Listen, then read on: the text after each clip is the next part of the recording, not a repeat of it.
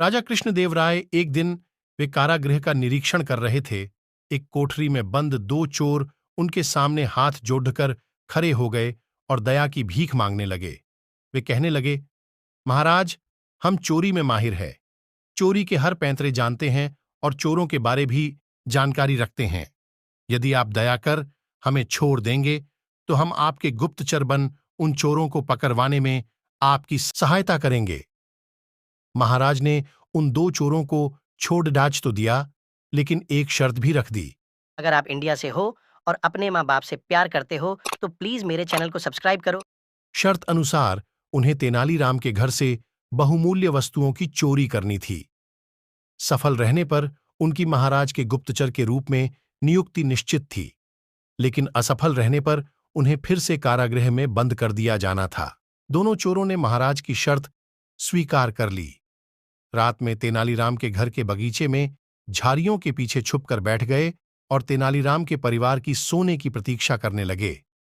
रात का भोजन ग्रहण करने के बाद तेनालीराम रोज की तरह अपने बाग में घूमने निकला।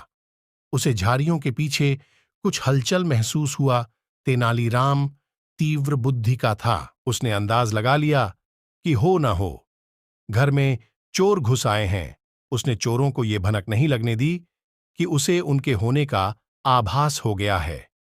बगीचे का एक चक्कर लगाने के बाद वह घर के अंदर गया और पत्नी को इशारों इशारों में बता दिया कि घर में चोर घुस आए हैं। ऊंची आवाज में पत्नी से कहने लगा, सुनती हो, इन दिनों राज्य में चोरी की वारदात भर गई है। तेनालीराम बोला, हमें भी सतर्क रहना होगा। क्यों न हम तुम्हारे जेवर और अन्य बहुमूल्य वस्तुएं एक संदूक में भरकर कुएं में छुपा दें। कोई भी चोर कुएं में बहुमूल्य सामान होने की बात सोच ही नहीं पाएगा।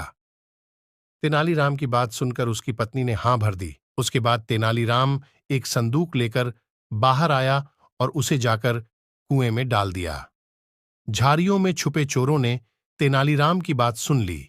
वे बड़ी खुश हुए कि अब तो आराम से वे तेनालीराम के घर से चोरी कर महाराज की शर्त पूरी कर लेंगे। वहीं बैठकर वे तेनालीराम के परिवार के सोने की प्रतीक्षा करने लगे। जब तेनालीराम का परिवार सो गया तो चोर झाड़ियों से निकले और कुएं के पास गए। कुएं पर बाल्टी और रस्सी रखी हुई थी। बिना देर किए वे बाल्टी से कुएं का पानी निकालने लगे और बगीचे में फेंकने लगे। चोर पूरी रात वे कुएं से पानी निकालते रहे और भोर हो गई। चोर कुएं से संदूक निकालने में कामयाब हो गए। संदूक बाहर आ जाने के बाद उन्होंने खुशी खुशी संदूक खोलने लगे, लेकिन जैसे ही संदूक खुला उनके आश्चर्य का ठिकाना नहीं रहा। उसमें जेवर या बहुमूल्य वस्तुएं नहीं, बल्कि पत्थर भरे हुए थे। चोर ने समझ गया कि तेनालीराम ने हम लोगों को मूर्ख बनाया है।